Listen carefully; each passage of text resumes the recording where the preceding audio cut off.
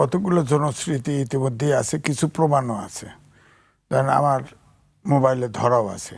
ধরেন এই যে ধরেন পোস্টাল ব্যালট, এটা বিদেশে তৈরি হচ্ছে, এক বাড়িতে জড়ো হয়েছে এবং তারা এটাও কথাবার্তা আছে, তারা জামাতের লোক এটা সংগ্রহ করেছে। দ্বিতীয়টা হচ্ছে ধরেন এই যে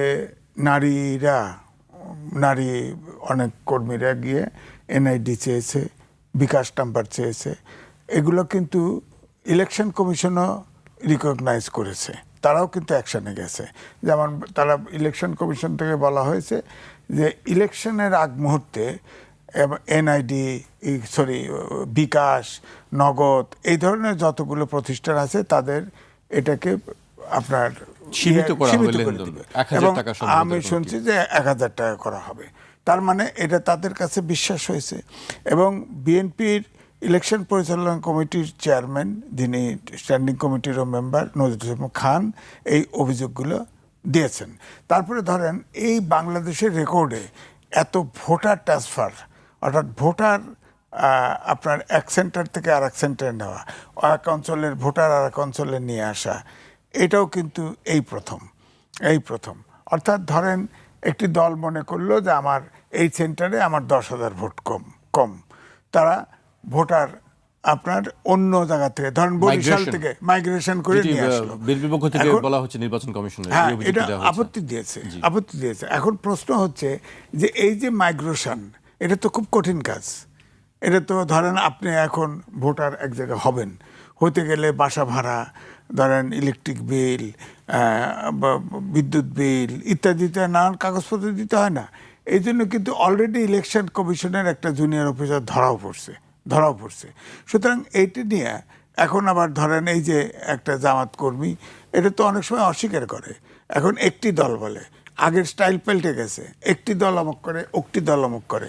ধরেন ঈশ্বর দিতে, আপনি একটা উদাহরণ দিই, ঈশ্বর দিতে তো দুই বিএনপি এবং জামাতের ভিতরে গোলমাল হয় এবং বন্দুক নিয়ে যে গেছে, বলা হলো জামাত অস্বীকার করছে সে তাদের না, কিন্তু ফাইনালি তো প্রমাণ হয়েছে সে জামাতের কর্মী।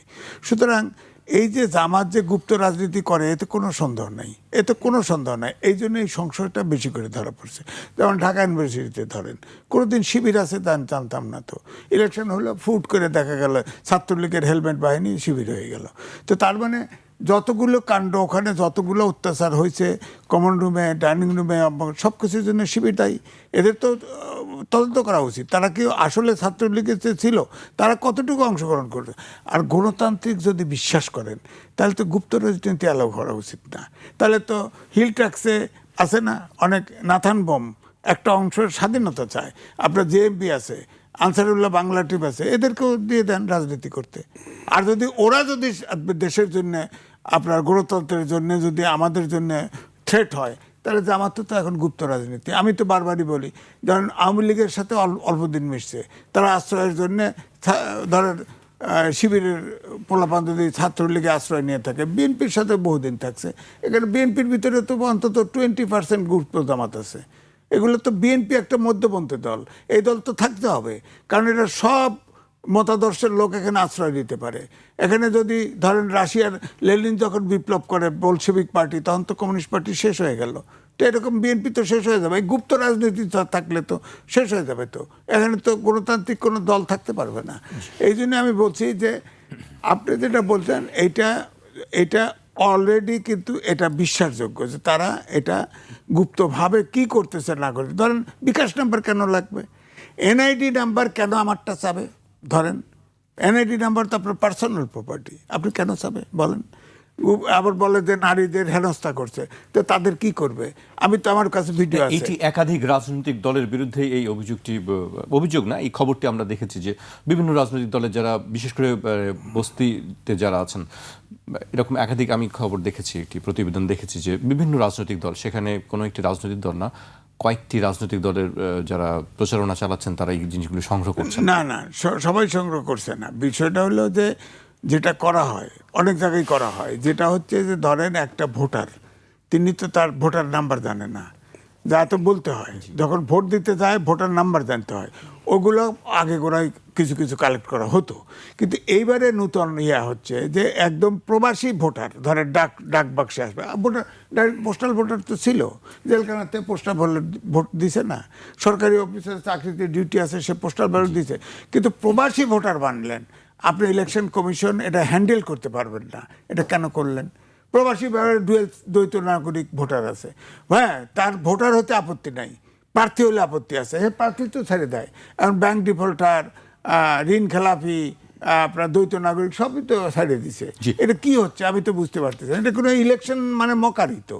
আপনি বলেন সংবিধানে স্পষ্ট করে লেখা আছে, উনি তো সিনিয়র লয়ার, স্পষ্ট করে লেখা আছে, আর আরপিওতে দিয়ে দেওয়া হয়েছে যে ঋণ খেলাপি হতে পারবে না, দ্বৈত নাগরিক হতে পারবে না। দ্বৈত নাগরিক ওই ফ্যাসিস্ট সরকারের সময় গোপনে ছিল, অনেক বেড়েছে, অনেক ছিল, এখনও তো প্রকাশ্যে হচ্ছে, প্রকাশ্যে ইলেকশন কমিশন বলে দেয় ছেড়ে দিলাম, টাকাটা দিয়ে দিন। এটা কোনো কথা? এটা কোনো কথা? বলছে তো ইলেকশন কমিশনের সদস্য, বলছে তো, আমরা শুনছি তো। সুতরাং এটা ইলেকশন মানে একটা তামাশার মতো হয়েছে। আওয়ামী লীগ বড় দল নাই, জাতীয় পার্টি ধরেন ছোট হলেও বা জাতীয় পার্টি নাই, এরা নিজেরা এখন করতেছে, পরিস্থিতি এমন তৈরি করতেছে যে এইটা যদি চলমান থাকে এই নির্বাচনে তো বিশ্বে গ্রহণযোগ্য হবে না। ইউরোপীয় ইউনিয়ন আগে তাদের ফতোয়া পাল্টাইছে, তারা আগে বলতো পার্টিগুলো সব অংশগ্রহণ করলে অংশগ্রহণমূলক নির্বাচন, এবারে জরিপে আসছে না, তারা বলছে যে না, ভোটার অংশগ্রহণ, ভোট দিতে আসলেই হইলো। হ্যাঁ, এখন তো এক জরিপ বেরোচ্ছে যে 90% লোক ভোট দিতে চায়। আমি সেটি আসবো, সেই বিষয়ে আপনার কাছে আবারও আসবো। আমি এই পর্যায়ে আবহাওয়া রাজ্জাকির কাছে আসতেছি। রাজ্জাকির ভাই অনেক কথা বলছিলেন ভোট নিয়ে, মকারি, তামাশা, ভুয়া সিল ব্যালট এগুলি ছাপানো হচ্ছে, নির্বাচন প্রশ্নবিদ্ধ করার বিষয়, ইলেকশন ইঞ্জিনিয়ারিং এর কথা একাধিকবার বলা হচ্ছে। আপনি কি দেখছেন সুষ্ঠু নির্বাচনের ক্ষেত্রে আসলে এই বিষয়গুলি কি সহায়ক? ধন্যবাদ আপনাকে এবং আমার সহ-আলোচক, অত্যন্ত বিজ্ঞ আলোচক, যদিও তার সাথে বনাবনি একটু কম হয় মাঝে মাঝে। তো উনি অনেকগুলো কথা বলছেন আজিজ ভাই।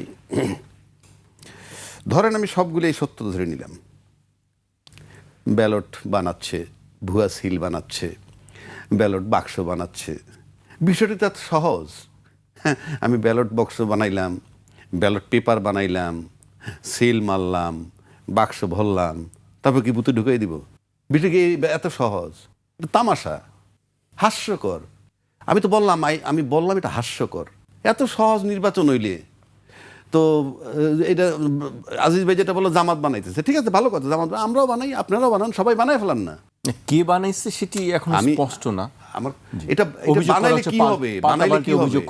বানাইলে কি হবে? দুই দল থেকে এই জায়গায় নির্বাচন হয় না, এখন সেই নির্বাচন এইখানে নাই। এর আগে একবার আমি বলছি নির্বাচনের কারচুপি আর নির্বাচনের ইঞ্জিনিয়ারিং দুই জিনিস, সেখানে পরে আসছি, বা এই মুহূর্তের সাবজেক্ট না।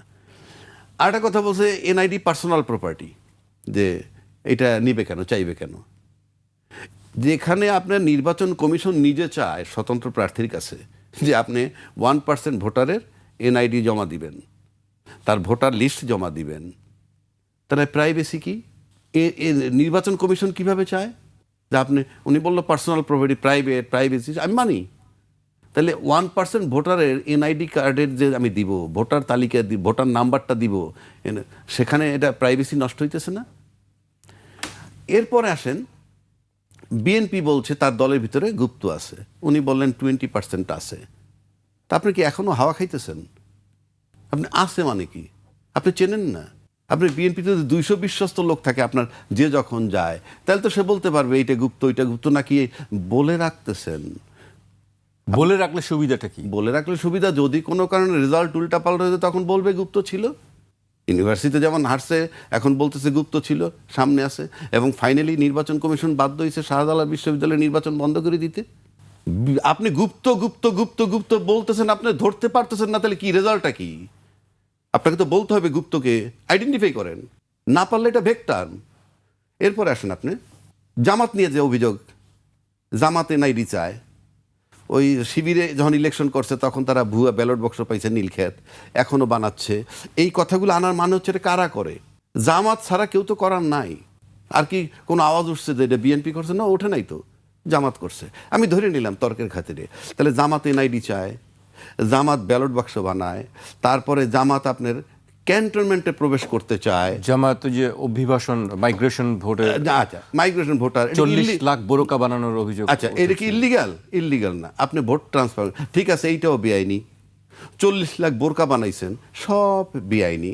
তারপরে ভোটার ট্রান্সফার বেআইনি, সব অবৈধ, অন্যায়। জামাতের বিরুদ্ধে নির্বাচন আমরা কেন বলি না যে ওনার নির্বাচন করার অধিকার নাই? জামাতকে নির্বাচন থেকে বাতিল ঘোষণা করা হোক, পরিষ্কার।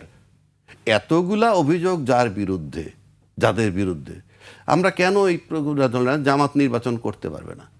হয়ে গেছে, তাহলে তো আরো সহজ হয়। মানে আপনি জিনিসগুলো কি বলতেছেন? তাইলে আপনি বলেন না এই অভিযোগগুলো থাকার পর তারপরে যখন তার সাথে আমরা নির্বাচন করতেছি, জামাত গুপ্ত রাজনীতি করতেছে।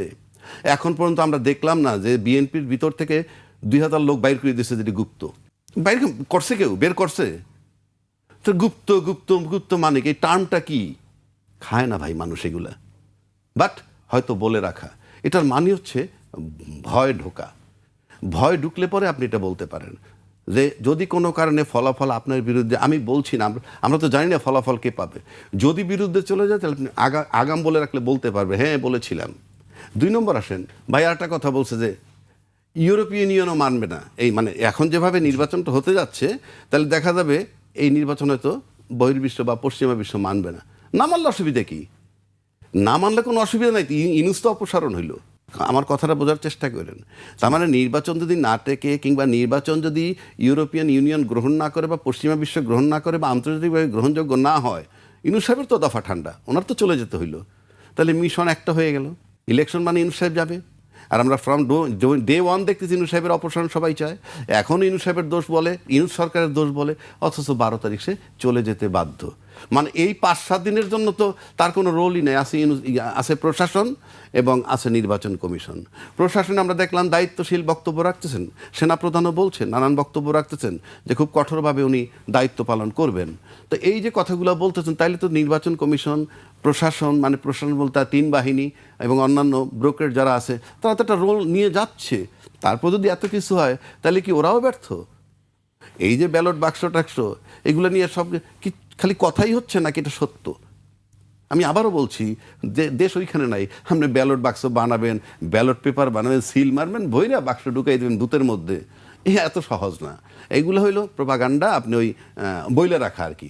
আর বইলে রাখা যে টোটালটা ভোটার ট্রান্সফার বৈধ, আমার ভোটার আমি ট্রান্সফার করব, অবৈধ কোথায়? 30 লাখ ওর 3 কোটি, ওখান থেকে ভোটার এসে বললো তো ওইখানে তো তারা ফেল করবে। কথাটা বুঝাইতে পারছি? জি। এই এক জায়গার ভোটার যে আরেক জায়গায়, এই জায়গায় তো তার ভোটটা গেল গা, তাহলে কি আলাপ? আমি ওইখান থেকে ভোটার যদি চলে নিয়ে আসি, তাহলে ওইখানে ফেল করবে আমার লোক, এইখানে না হয় পাশ করলো। অবৈধ কিছু না তো। অবৈধ হলে নির্বাচন কমিশন এটা ট্রান্সফার হয় কেমনে? এটা তো ইলিগাল হয়, তাহলে ট্রান্সফার হয় কেমনে? আমরা কি আলোচনা করি? জি, আপনার কাছে আমি আবারও আসবো। আমি আজিজ ভাইয়ের কাছে আসতে চাই। আজিজ ভাই, জাহাঙ্গীর গেট কাণ্ড নিয়ে বেশ আলোচনা চলছে কালকে থেকে, বিশেষ করে যে ভিডিওটি প্রকাশ করার পরে অনেক এই ঘটনার পর তিনি দুঃখ প্রকাশ করেছেন যে বিষয়টি ঠিক হয়নি। এই বিষয়গুলো আসলে কিভাবে লিক হয়, ভিডিওর ব্যাপারগুলো? বডি ক্যামেরা ছিল। তার আগে আমি বলতেছি, রাজ্জাকে 2-1টা প্রশ্ন উত্তর দিই। ভোটার ট্রান্সফার এটা হচ্ছে একটা পার্টি যখন মনে করে যে আমি 300 সিটের ভিতরে এতগুলো সিটে জিতবই না, ওই ভোট দিয়ে কী করবো? ওই ভোট ট্রান্সফার আপনি ইলেকশনে আগে করছেন, যে 1.5-2 বছর আগে করলেন। ভোটার ট্রান্সফার তো অত সহজ না। আমি ইচ্ছা করলেই তো আমি বরিশালে যা ভোটার হতে পারবো না। ইচ্ছা করলে ওখানে আমি থাকি, আমার তো যৌক্তিক প্রমাণ লাগবে। সেখানে ইলেকশন কমিশনের অনেক ঘুষ দিয়ে ভোটার ট্রান্সফার করে ফেলছে। এবং আমি বলছি 7 লাখের মতো ভোটার এই ভোটার ট্রান্সফার করছে। ওখানে ধরেন একটা ভোটে 5,000 ছোট আছে, অবৈধ না, ঠিক আছে মানলাম, কিন্তু অবৈধ না। কিন্তু ভোট এটা এক ধরনের কারচুপি, ভোটার কারচুপি। আপনি যেখানে 5,000 ভোট আছে, ওখানে 5,000 ভোট নিয়ে আসলেন, ওই সিট তো ফেলই করবে, এই সিটে জিতবে, এই ভোটার কারচুপি। আপনি ধরেন বিদেশি প্রবাসী ভোটার বানাইছেন, প্রবাসী ভোটার এখানে পোস্টাল ভোটার তো বাংলাদেশের ভিতরেই আছে। আপনার লাভ মেরে প্রবাসী সরকার তো এটাকে বলি আমি, প্রবাসী সরকার প্রবাসী ভোট তা হ্যান্ডেল করতে পারবেন না, করছেন কেন?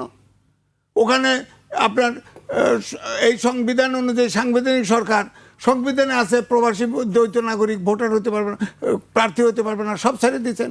ওখানে দ্বৈত আমি তো একটা টেলিভিশনে রাত্রে কথা বলতেছি, আমেরিকান সিটিজেন, সে ভোটার হয়েছে, সে ভোট দিবে। সে যদি ভোটার বানাইলেন, সে যদি প্রার্থী হতে চায়, কি করবেন বলেন? এইসব গোজামিল তো হবে না। তারপরে ধরেন ভোটার, রাতের ভোট দিনে হয়েছে না, ভোট কেন্দ্রে লোকই যেতে ব্যাপার নাই। আপনি সিল মারলেন, ডক্টর ইউনুস বলতেছে তরুণরাও জিতবে, মন্ত্রীও হবে, হ্যাঁ। এবং সব সময় এই যাবৎকাল দেখছি জামাত এনসিপি একসাথে বললেই সেই কথাই বাস্তবায়ন হয়। এখন জামাতের পক্ষে তো বলে, জামাতের পক্ষে তখন সরকার ফর্ম করে, তখন প্রথম জামাতের নাম লইছে না, কয়েকবার লইছে না। তো এখন তো বোঝা যাচ্ছে এটা তো ইউনুসের সরকার, ইউনুস পক্ষপাত করতেছে, হানা ভোটে হার পক্ষে ক্যাম্পিং করতেছে। তো তাকে এনসিপিতে জয়েন করুক, নাহলে জামাতে জয়েন করে ক্যাম্পিং করুক, সমস্যা নাই। তো ইউনুস তো নিজেই কারচুপি করবে বলে মনে হচ্ছে, নিজেই কারচুপি করবে। সুতরাং এই সন্দেহ তো আমার ভিতরে আসতে পারে। রাজ্জাকি সন্দেহ না আসে, উনি অ্যাডভোকেট মানুষ, ওনার তো যত ঝামেলা বাঁচবে উনি তো ক্লায়েন্ট পাওয়া যাবে তত। আমি তো ঝামেলা চাই দেশে, আমি তো ঝামেলা দেশে।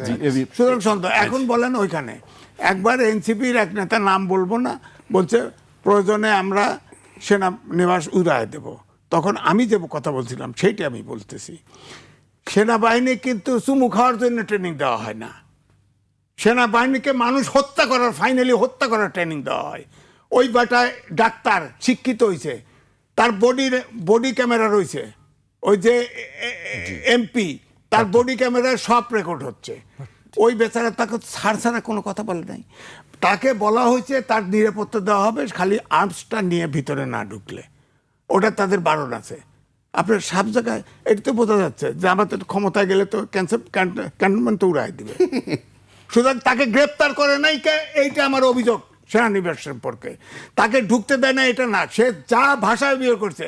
আমি তারেক রহমানের প্রতিদ্বন্দ্বী, আরে বাপের বেটা, তারেক রহমানের ওইসব পাস করবি তুই বেটা, ওইতে দেখায়। আর তার বলছে তো আপনি অস্ত্র রেখে যান, অস্ত্র রাখার একটা এমপি বারবার তাকে ছাড় বলে কত বিনয়ের সাথে করতেছে, সে যাবেই। হ্যাঁ, শেষ পর্যন্ত তার সিনিয়র অফিসারকে লাগাই দিয়েছে, তার সাথে আবার টেলিফোনে কথা বলছে। আইন তো ভাঙতে পারবে না কেউ, কারণ এটা সেনাবাহিনীর বোর্ডের সিদ্ধান্ত। ওখানে আপনি অস্ত্র অনেক সারা রাস্তায় রাজধানী গাড়ি চালা যায়, কি ট্রাফিক ভেঙে ছুড়ে যায়, আমরাও যাই। ক্যান্টনমেন্টে ঠান্ডার ঢুকলেই, জাহাঙ্গীর গেটে ঢুকলেই তো সোজা হয়ে যান, আর তো থাকেন না। এই বেটা এমপি দাঁড়াইছে, সোজা হয় না, ওরে ঘেটটির দেওয়া, ওকে গ্রেপ্তার করা উচিত ছিল, গ্রেপ্তার করে বুটের গুতায় ওরে আক্কল দিয়ে দেওয়া উচিত ছিল। ছেড়ে দিয়েছে কেন ওকে? এখন আবার দুঃখ প্রকাশ আছে নাকি? আপনি গণহত্যা করে দুঃখ প্রকাশ করবেন, মাফ হয়ে যাবে? আপনি ক্যান্টনমেন্টের গেট ভেঙে দিতে চান, আপনি মাফ করে দেবেন? ওকে মাফ হয় না, ওকে গ্রেপ্তার করা উচিত এবং ওকে বুট দিয়ে ফেসানো উচিত, যাতে সারা দেশের 18 কোটি লোক বোঝে সেনানিবাসে এটা করা যাবে না, সেনানিবাসকে বিতর্কিত করা যাবে না। আমাদের শেষ আশ্বাস যেমন বিচার বিভাগ, তেমনি সেনানিবাস। আপনি সেনাবাহিনীর সাথে তছনছ করে গেটের ভিতরে কতক্ষণ বলে ঝগড়া করছে, কিন্তু কেন?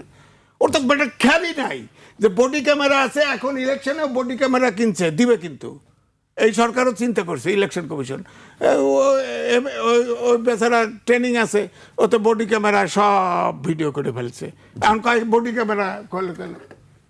আজিজ ভাই, আপনার বক্তব্য শুনছিলাম আমরা, আমি এই বিষয়ে রাজ্জাকির ভাইয়ের কাছে শুনতে চাই, আপনি ঘটনাটি কিভাবে দেখছেন? ভাই, ঘটনা আমি কি বলবো, এটা তো খুব সেন্সিটিভ জায়গা, তবু বলছি। আমি এই ভিডিওটা দেখছি। আপনি ক্যান্টনমেন্টে যখন ঢুকবেন, আপনি সশস্ত্র থাকেন, কোনোভাবে আপনি ঢুকতে পারবেন না। ইভেন যদি গানম্যানও আপনার থাকে বৈধভাবে, গানম্যান তো বৈধ থাকলে আপনি ঢুকতে পারবেন না। বাট বিধান আছে, বিধান হলো ক্যান্টনমেন্ট বোর্ডের কাছ থেকে আপনি আগাম পারমিশন নেবেন, অথবা স্টেশন কমান্ডার থাকে তাদের কাছ থেকে পারমিশন নেবেন। তো সেক্ষেত্রে সেই পারমিশন নিশ্চয়ই তার ছিল না, থাকলে তো আর এত বাকবিতণ্ডা হইতো না। পাশাপাশি সে অনেকগুলা বাজে কথা বলেছে। আরে জিব্বা দিয়ে সাইডে তার রাস্তা পরিষ্কার করে, ওর জিব্বা কেটে দেওয়া উচিত। আচ্ছা, শেষ করি, আমি বলে নিই। জিব্বা দিয়ে রাস্তা চেটে দেন তারেক জি আসলে, বা তারেক রহমান সাহেব আসলে, প্লাস তারেক রহমান সাহেবেরও তো সাথে গানম্যান মানে তার সিকিউরিটি লোক থাকে, এই সমস্ত তুলনা সে করছেন। জি, মানে এখানে তুলনাটাকে আমি, সে বলছে হয়তো সে একটা বার্তা দিতে চায় যে নিয়ম সবার জন্য সমান থাকতে হবে। বাট আপনার তো সিম্পল গানম্যান, আর তার তো আর্মি সিকিউরিটি দিচ্ছে। তারটা আর ওনারটা তো এক নয়। আবার তার পক্ষে যদি যুক্তি দেন, সে যদি যায় যে হ্যাঁ গানম্যান ছাড়া যেতে পারেন, সে বলছে যে আমি কচুক্ষেত পর্যন্ত যদি যাই, মানে ক্যান্টনমেন্ট বের হওয়ার পর গানম্যানটা পাবে কোথায়, এটাও সে প্রশ্ন করছে। কিন্তু তার আচরণটা ঔদ্ধত্যপূর্ণ ছিল, মানে আরও সুন্দর হইতে পারতো, আরও সফট হইতে পারতো। আর ক্যান্টনমেন্টের নিয়ম কিন্তু জেনারেল সাহেবরাও মানে আপনার জেনারেলও যদি যায়, তাকেও যদি জিজ্ঞাসাবাদ করে, তার প্রপার আনসার দেয় তারা প্রপারলি এবং খুব সফট ম্যানারে। এগুলা সে নিঃসন্দেহে আমি বলি যে ভালো কাজ করেনি। হয়তো আমি আজিজ ভাইয়ের মতো বলতে পারি না, বাট আমি এটা সমর্থন করার কোনো কারণ নাই। কিন্তু পাশাপাশি আমার কতগুলা কোয়ারি আছে এখানে, যেমন এটা নিয়ে কথা উঠছে স্বাধীনতার সার্বভৌমত্বের প্রতীক ক্যান্টনমেন্ট, নিরাপত্তার ব্যাপার আছে ক্যান্টনমেন্টের ভিতরে। Whole cantonment is full of arms থাকে, কিন্তু ওখানে মেনলি মিলিটারি, তারাও নিরাপত্তার চিন্তা করতেছে, যৌক্তিক। এবং আপনি গানম্যান নিয়ে যেতে পারবেন না প্রায়র পারমিশন ছাড়া, যৌক্তিক। কিন্তু প্রশ্ন হচ্ছে, আপনি যখনই নিরাপত্তার প্রশ্ন আনবেন, সেই নিরাপত্তা কি শুধুই সেনাবাহিনীর জন্যে, মানে শুধু সেনানিবাসের সেনাবাহিনী দিয়ে সেনাবাহিনীর নিরাপত্তাই আমরা দিব? না, দেশের সার্বভৌমত্ব দুইটা ধরন আছে, একটা এক্সটার্নাল, একটা ইন্টারনাল। এক্সটার্নাল কোনটা? আমার যে সীমানা, এই সীমানা ক্রস করে যদি, বা সীমানায় যদি হামলা করে সীমানা ক্রস করে কেউ ঢুকতে চায়, এটা সার্বভৌমত্ব ভঙ্গ হবে, রক্ষা করবে সেনাবাহিনী। আবার এই যে সেনাবাহিনী এখানে বসা, ক্যান্টনমেন্ট তো আপনার নিরাপদ জায়গা, ক্যান্টনমেন্টের নিরাপত্তার জন্যই তারা করছেন। কিন্তু আমি যখন বিডিআর কিলিংটা দেখলাম, সেটা তো রাস্তায় হয় নাই, সেটা পিলখানার ভিতর হয়েছে, এটা ক্যান্টনমেন্ট।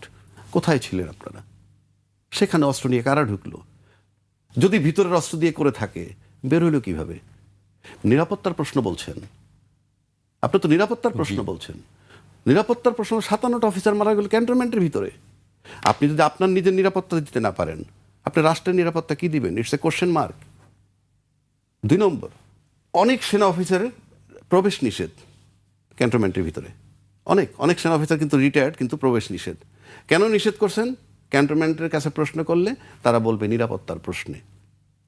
বাট 57 জন অফিসার মারার দৃষ্টান্ত আমি ভুলবো না। এটার ব্যাখ্যা কি? তার তো ক্যান্টনমেন্টের ভিতরে মারা গেছে। 2 নম্বর আসেন, এই ঘটনাটা ঘটছে বেশ কিছুদিন আগে, কতদিন আগে তা আমি জানি না। বডি ওর্ন ক্যামেরা কার ছিল? শুধুমাত্র ওখানে সেনা অফিসারদের, অফিসার না, যারা গেটে ডিউটি করে তাদের।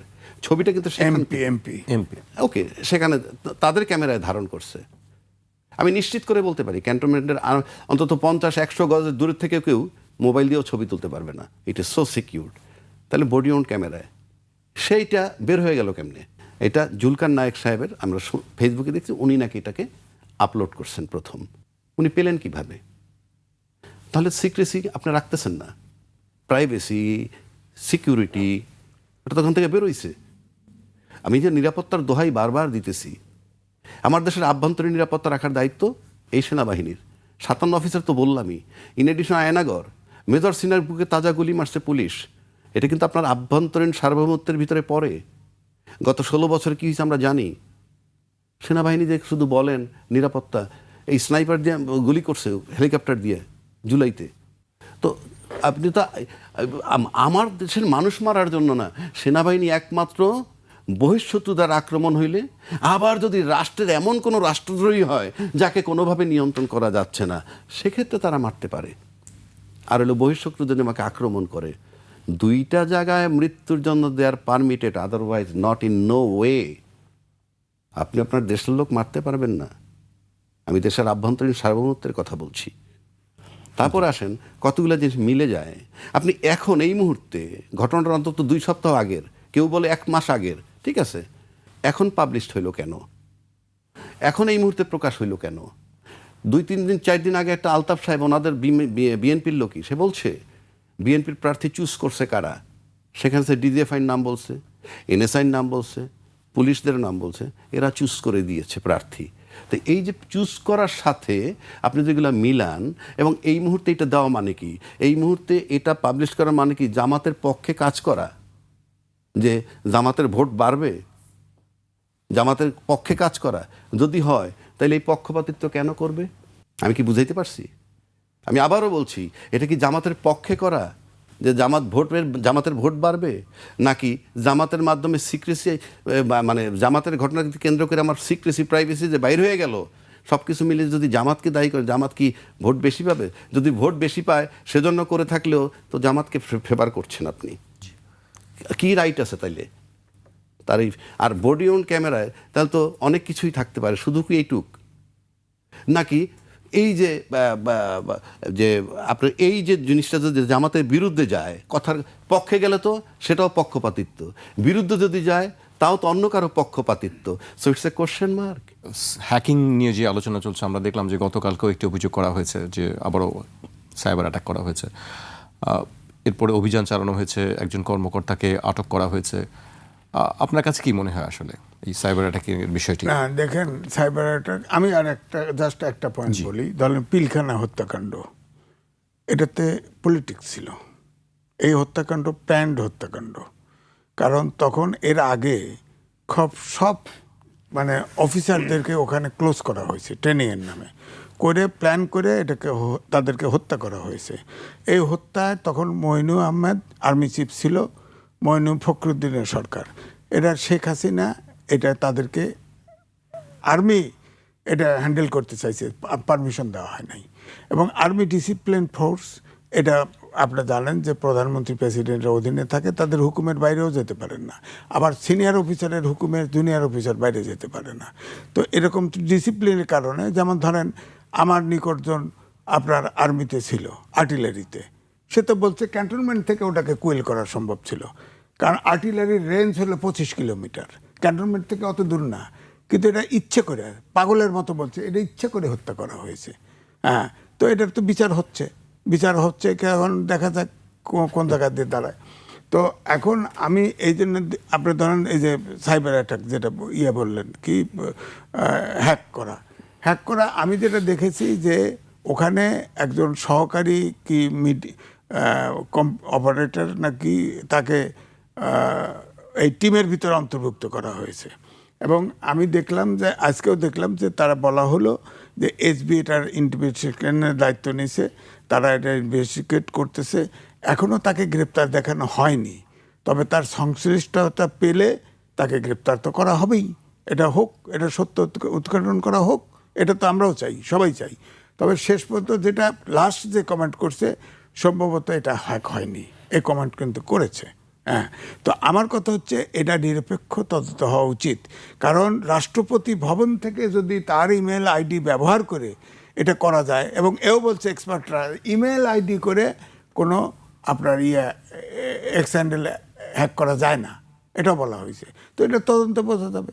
তা আমার বক্তব্য হচ্ছে যে যখন এটা ওনার একদম ধরেন তারেক রহমান, ধরেন জামাতের আমির, এনারা তো এইসব বিশিষ্টজন, ব্যবসায়ী হোক, চাকরিজীবী হোক, বড় বড় অফিসার তো নিজে মোবাইল হ্যান্ডেল করে না, নিজে অ্যাকাউন্ট হ্যান্ডেল করে না, তার পিএস করে, এপিএস করে, অমক টমক। ধরেন কোনো অ্যাকাউন্ট যদি হ্যাক হয়, সাথে সাথে সিগন্যাল আসে, আপনি ওটা ক্লোজ করে দেন। আপনি 9 ঘন্টা পরে কেন ক্লোজ করলেন? আবার সারা গভীর রাতে যা কেস করলেন কেন? ওইটা ক্লোজ করলেন না 9 ঘন্টা পরে, ওইটা আবার শেয়ার দিছে আপনার জামাতের এক নেতা,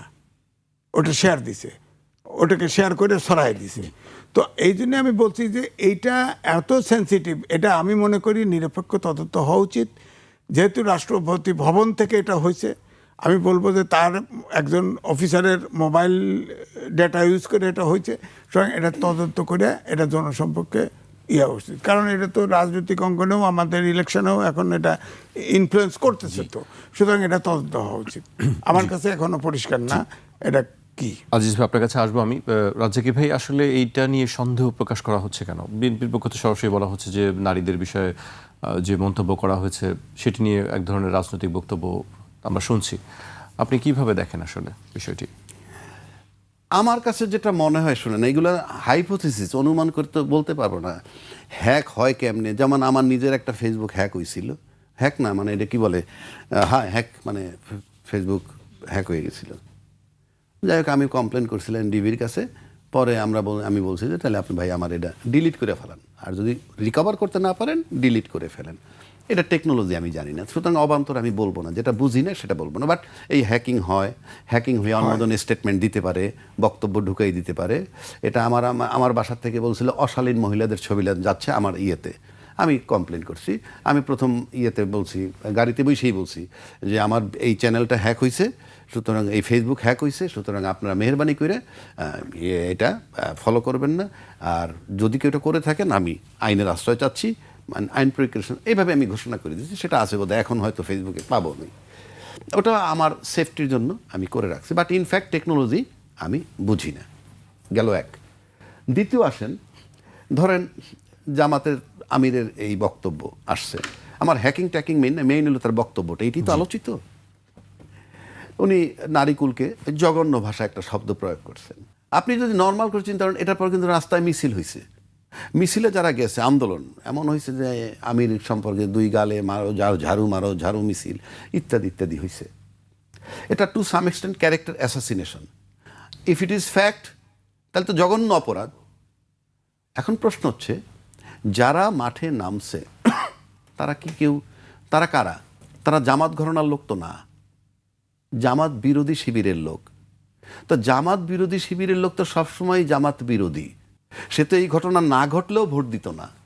যে মহিলাগুলো নামছে তারাও খুব স্মার্ট ড্রেস পরা, মানে যে সমস্ত কথা আছে যে এই জামাত এই সমস্ত পোশাকের বিরোধিতা করবেন ক্ষমতায় গেলে, সেরকম পোশাক পরাও তারা ছিল।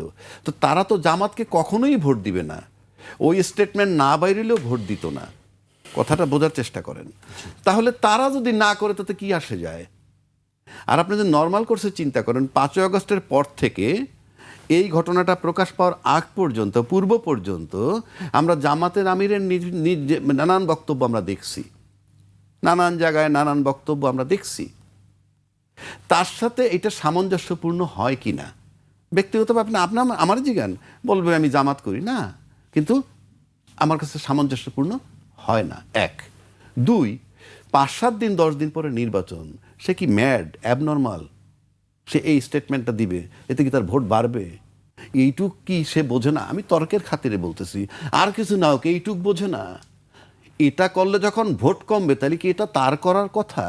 আপনি ধরতে পারেন বা না পারেন সেটা অন্য কথা, কিন্তু এটা করলে তার ভোট কমবে, এটা কি তার করার কথা? 3 নম্বর, জামাত ঘরানার যারা লোক, এই যে 40 লক্ষ বোরকা বানাইছে, আরে ভাই বুদ্ধি যদি থাকতো 40 লক্ষ বোরকা পরাইয়া কিছু পুরুষ লোকই মাস্টার নামাই দিতেন, সামনে কিছু মহিলা থাকতো, তারা বলতো আমরা জামাতের ভোটার, জামাতকে ফলো করতাম, জামাতকে বিশ্বাস করতাম, কিন্তু জামাতের আমির যে ঘটনাটা বলছে, যে ভাষা, আমরা আর তাকে মানুষ বুঝতো, হ্যাঁ এতজন বোরকা পইরা নামছে, তাইলে এটা। তো আপনি কতগুলো জিনিস তো ভাই আমি বলছি না যে, মানে এটা সামঞ্জস্য থাকতে হবে। তারপরে ধরেন এটাকে আপনি যদি বারবার ক্যাশ করতে যান, এটা আপনি এস্টাবলিশ করতে, উনি বলছেন, উনি এই সব কিছু অর্থ কি দাঁড়ায় জানেন?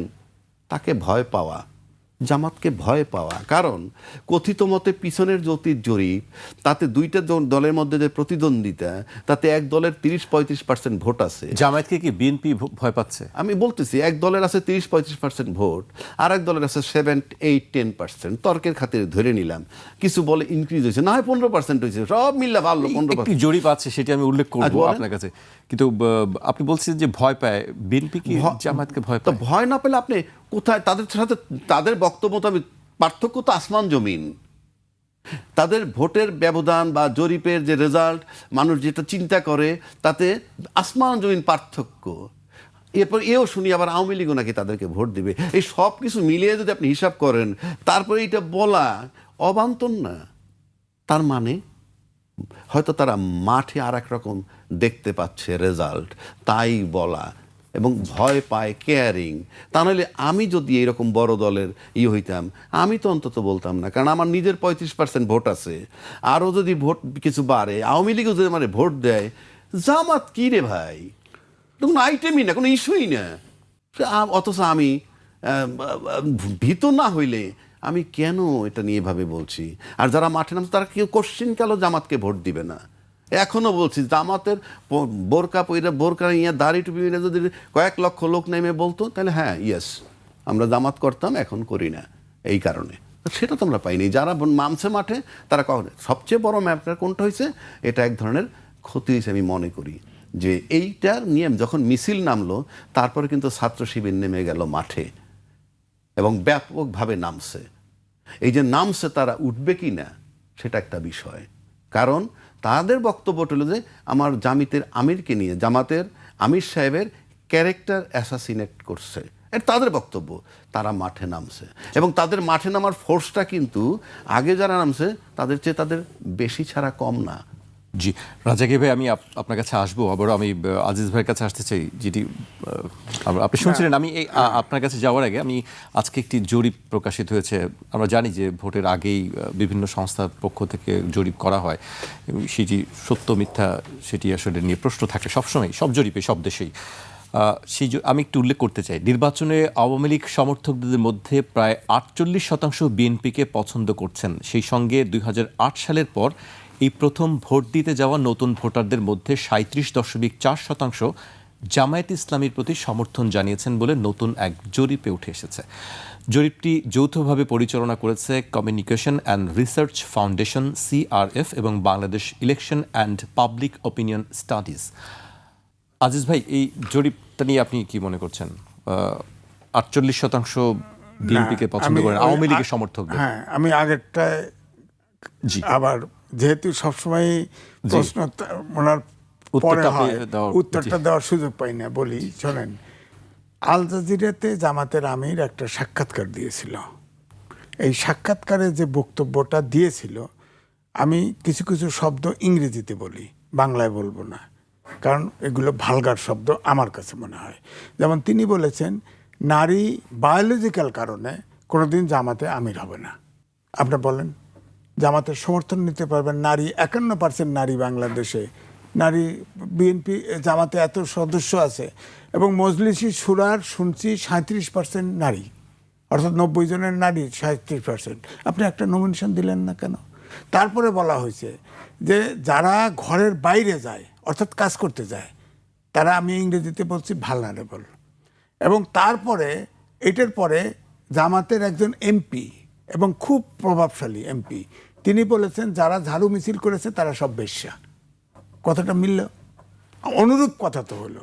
তো সুতরাং এখন ধরেন শিবির তো বেরোই, এবং জামাতের সিস্টেম যা, জামাত ধাপে ধাপে এমনভাবে প্রশিক্ষণ দেওয়া হয় যে নারীর বিরুদ্ধে বললেও নারী যারা জামাত করে তারা নারীর বাইরে আসবে না, জামাতের বাইরে আসবে না, কারণ তার মগজ পুরাটা ধোলাই হয়ে গেছে। তারা পৃথিবীতে নাই, তারা জামাতের মধ্যে আছে। সুতরাং এটা তো বিবেচনার বিষয় না, কিন্তু এটা তো আলোচনা হচ্ছে। আর জামাত যে ভোট কম বলেই যে এটার ব্যাপারে বলবে না তা না, কারণ আমাদের দেশে আমরা মনে করি শুধু মুসলমানের দেশের বাসিন্দা না। আমি তো আগেও বললাম যে হিল ট্যাক্সে 50টা আপনার আছে, সেক্ট আছে। আমাদের এখানে হিন্দু মুসলমান, হ্যাঁ মুসলমান 82%-এর মতো আছে, 81% আছে। হ্যাঁ, তো এখন যদি জামাত যদি এইরকম নারী সম্পর্কে এই ধারণা থাকে, তাহলে কি এক দেশে পারিবারিক আইন কয়টা চালু করবে? তাহলে তো এই দেশে আইন চলতে হবে প্রায় আপনার 70-80টা চলতে হবে। এটা হয় অবাস্তব। তারপর ওনারা ধরেন জামাত এখন হিন্দু নমিনেশন দেয়, পূজা করে, সবই করে। হ্যাঁ, তো এখন তো তাদের ইশতেহার হয়তো দিবে শুক্রবারে, দেখবো ইশতেহারি তাদের পলিটিক্সটা কোন জায়গায় গেছে। এখন আগে তো বলতো 7 লাখের শাসন চাই, কোরআনের আইন চাই, এখন তো ওই জায়গায় নাই। এখন তো এই যে দেখেন আপনি সাইদি সাহেবের ইউটিউবে বক্তৃতা পাবেন, শোনেন, প্রত্যেকটা কাজ জামাতের সে কন্ট্রাডিক্ট করতেছে। আমরা ইশতেহারে তো আসলে ভালো ভালো জিনিসই থাকে সবসময়, সবাই ভালো ভালো প্রতিশ্রুতি দেন।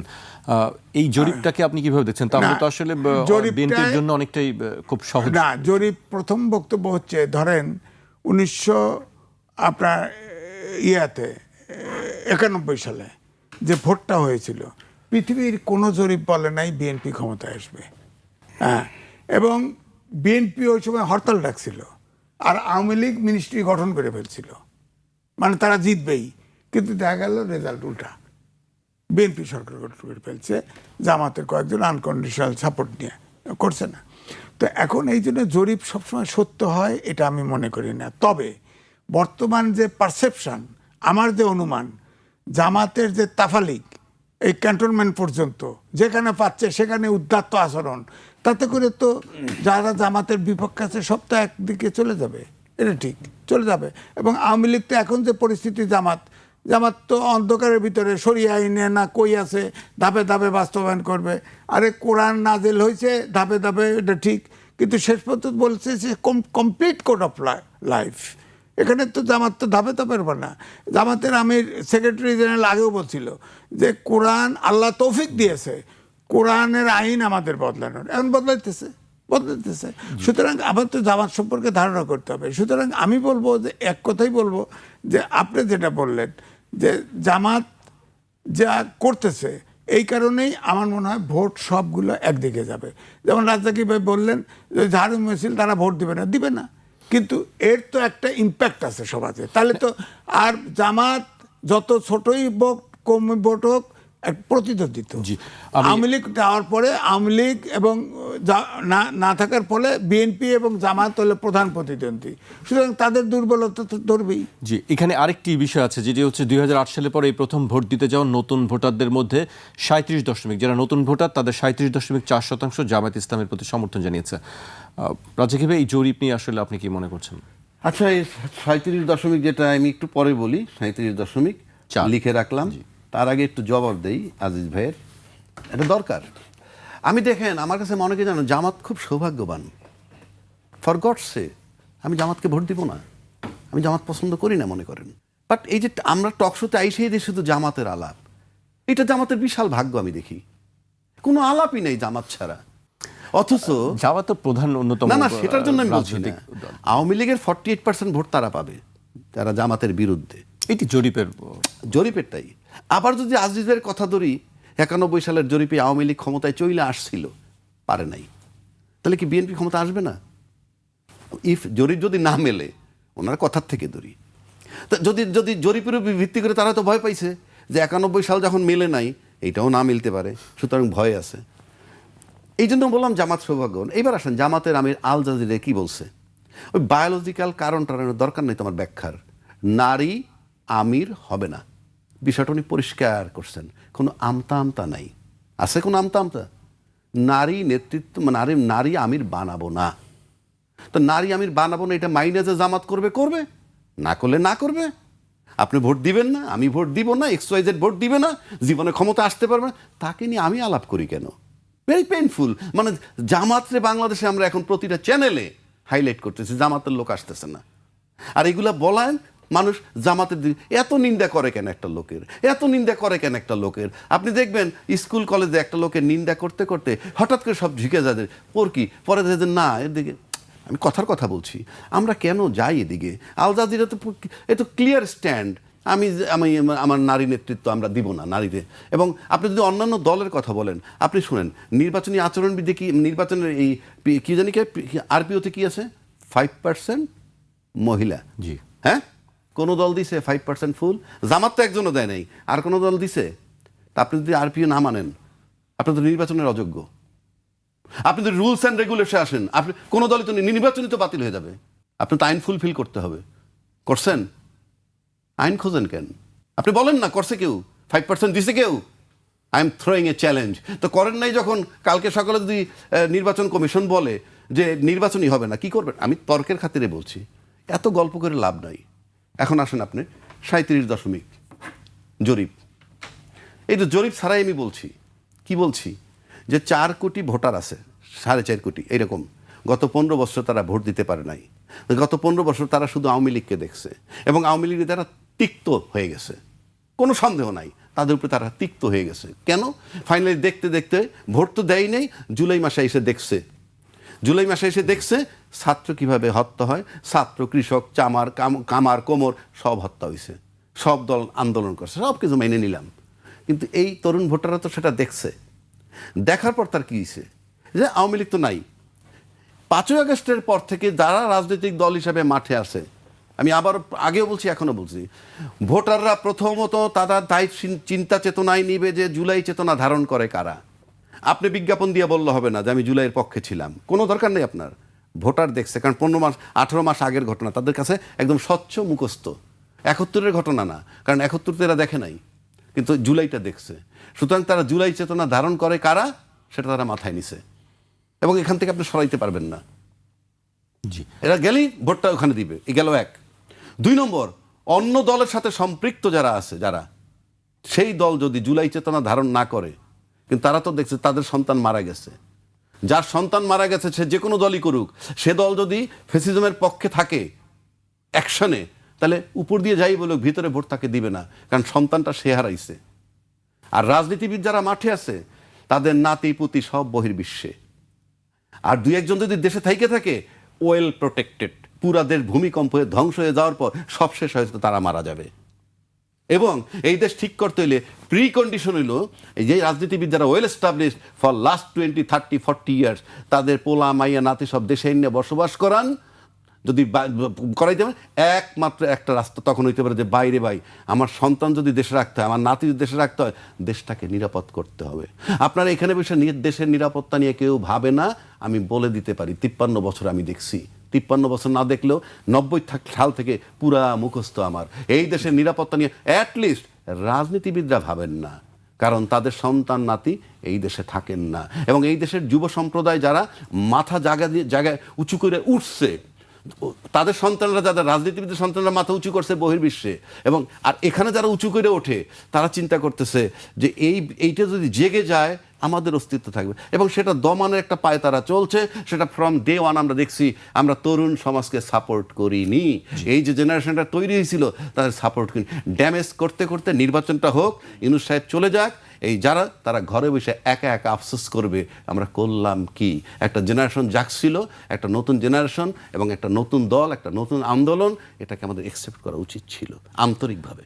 জি, আমি আজিজ ভাইয়ের কাছে খুব সংক্ষেপে একটি বিষয় জানতে চাই। আমরা আপনারা দুজনেই আল জাজিরার রিপোর্ট নিয়ে কথা বলছিলেন, আমরা গার্ডিয়ানের একটি প্রতিবেদন দেখেছি। সেই প্রতিবেদনে বলা হচ্ছে ভারতে বসে বাংলাদেশের রাজনীতিতে ফেরার ছক কষছে নির্বাসিত আওয়ামী লীগের সদস্যরা। খুব সংক্ষেপে 1 মিনিটে যদি আমাকে একটু বলেন যে বিষয়টি। কারণ ভারত রাষ্ট্রীয়ভাবে ফ্যাসিস্ট হাসিনার যারা আছে নেতারা, উপরে যারা টাকা পয়সাওয়ালা, সবাইকে আশ্রয় দিয়েছে। এবং আমাদের সাথে যে বন্ধু বিনিময় চুক্তি আছে সেখানে একটি ধারায় আছে, যে দেশে আশ্রয় নিল সেই দেশ যদি মনে করে যে তাকে বিচারের নামে প্রহসন বা রাজনৈতিকভাবে হ্যাকেল করা হবে, তো সেই দেশ নাও দিতে পারে। সেই কারণে, এবং এছাড়াও আমাদের সাথে সম্পর্ক বরাবরই টানাপোড়েন চলছে। কিন্তু রাজনীতিতে ফিরবে কিভাবে, সেই পরিকল্পনাটা কিভাবে? অভ্যুত্থানের শক্তি যেভাবে টানা হেঁচড়া শুরু করছে, অভ্যুত্থানের শক্তি এই নির্বাচনের এর বাইরে কেউ নাই। তাদের ভিতরে তো একটা দরকার ছিল, অন্ততপক্ষে গ্রহণযোগ্য একটা নির্বাচন করার জন্য। যদি সেটা না হয়, সেই ফকর দিয়ে তো মানে থাকতেই পারে। পরিষ্কার যে অভ্যুত্থানের শক্তির মধ্যে ফাঁক ফোকর থাকার কারণে তারা সেই দিক দিয়ে ঢুকতে পারে। আমি রাজ্জাকিবের কাছে খুব সংক্ষেপে একটু জানতে চাইবো, শেষ করবো আমি। বিষয়টা সিম্পল। আপনি বললেন না আওয়ামী লীগ নাকি 48% ভোট দিতে চায়, যাদেরকে দিতে চায়। আওয়ামী লীগ যাদেরকে ভোট দিতে চায় তাদেরকেই ভোট দিবে। যারা আওয়ামী লীগ যদি মনে করে যে দলকে ভোট দিয়ে পাশ করে, যদি নির্বাচন হয়েই যাবে 12 তারিখ আমরা ধরে নিলাম, সেই রূপে যে নির্বাচনে যাদেরকে ভোট দিয়ে পাশ করাইলে আমাদের মাঠে ফেরাটা সহজ হবে, তাদেরকে তারা ভোট দিবে। আমার বিবেচনায় যদি আওয়ামী লীগ কাউকে ভোট দিবে না, তারপরেও নির্বাচন যদি হয়েই যায় তাহলে ওদেরকে আওয়ামী লীগ চাইবে, কিংবা আওয়ামী লীগ যাদের উপর নির্ভর করে তারা চাইবে যাতে আওয়ামী লীগ মাঠে ফেরত আসতে পারে। সেই এমন দল যে দল আসলে ফেরত আসতে পারবে নিশ্চিত, সেই দলকে আনার চেষ্টা করবে বা সেই দলের পক্ষে তারা থাকবে। এটাই সিম্পল।